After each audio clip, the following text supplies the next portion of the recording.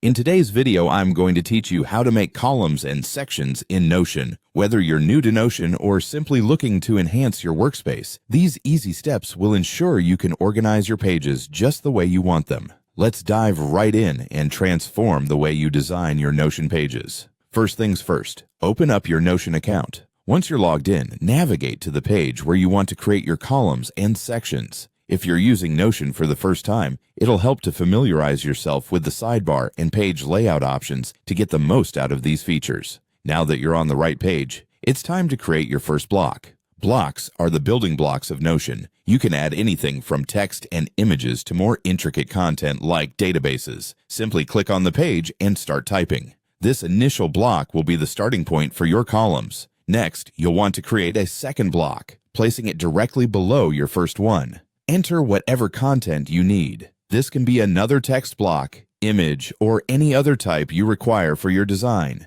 This step sets the stage for creating your first column layout. With both blocks created, look to the left of the second block. You'll see a 6-dot icon, which is also called a block handle. Hover over this icon, click and hold, which allows you to move the block freely. Drag it to the right side of the first block, and voila! You have just created columns. This feature is incredibly useful for arranging content side by side, whether it's to compare data or simply save space on a page. If columns are limited in providing the structure you need, don't worry. You can also create sections within your page. Look for the small plus icon on your page and click on it. This is where you'll find various content options, including different headings and sections, to help break down your content visually or thematically.